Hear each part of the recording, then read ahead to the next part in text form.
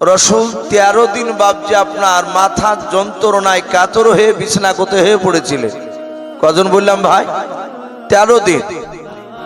এই 13 দিন বিশ্ব নবী আমার এক নাই দুই নাই রসুলের জীবনীতে লিখেছে, নবী জিন্দা অবস্থায় নবী আমার মসজিদে নববীতে ইমাম হয়ে সাহাবাদেরকে নামাজ পড়াতে পারেননি। কত ওয়াক্তের মনে আছে ভাই আপনাদের কারো? নবী ক ওয়াক্তের ফরজ নামাজ ইমামতি করতে পারেননি। অনেকে হয়তো শুনেছেন, মনে নেই। বিশ্বনবী টোটাল মৃত্যুর আগে 17 ওয়াক্তের ফরজ নামাজের রাসূলুল্লাহ ইমামতি করতে পারেননি। যেমন ফজরের নামাজ 1 ওয়াক্ত, জোহর 2 ওয়াক্ত, আসর 3 ওয়াক্ত, এইভাবে নবী মৃত্যুর আগে টোটাল 17 ওয়াক্তের ফরজ নামাজের ইমামতি করতে পারেনি। এই 17 ওয়াক্তের নামাজের ইমামতি কে করেছিলেন? কিতাবে লিখেছে, সারা পৃথিবীর শ্রেষ্ঠ রাসূলুল্লাহর বাপজি বন্ধু, খুব জানের সাথে, তিনার নাম হযরতে আবু বকর সিদ্দিক রাদিয়াল্লাহু তাআলা আনহু।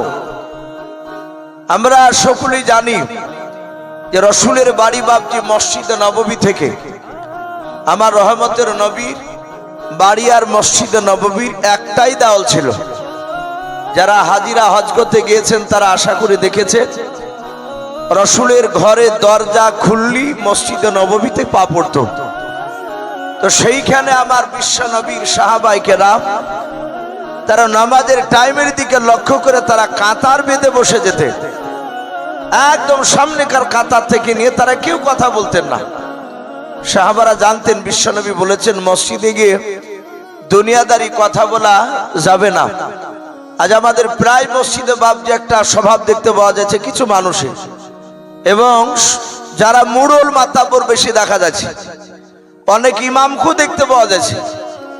মসজিদে বাপজি আজান হলো জোহরে 1টায়, 1:30 কিংবা 25-এ জামাত হবে। দেখা গেল 10-এ এসে নামাজ 4 রাকাত সুন্নাত পড়ে মসজিদের বারান্দাতে বাপজি বসে ইমাম মুসল্লি গল্প শুরু হয়ে যায়। অনেক লোক মসজিদে গিয়ে নামাজ পড়তে গিয়ে তাদের কষ্ট হয়।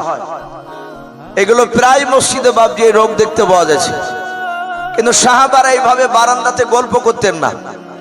তারা জানতেন বিশ্বনবী বলেছেন যে আগে গিয়ে নামাজে মসজিদে বসতে পারবে তার একটা উট দান করার সমান সব পেয়ে যাবে। বলুন আলহামদুলিল্লাহ। এ নেকি নেওয়ার জন্য বাপজি প্রতিটা সাহাবারা ছুটে গিয়ে বসতে। সাহাবায়ে কেরাম সকলেই বসে আছেন, রাসূলুল্লাহর বন্ধু আবু বকর বসে আছেন।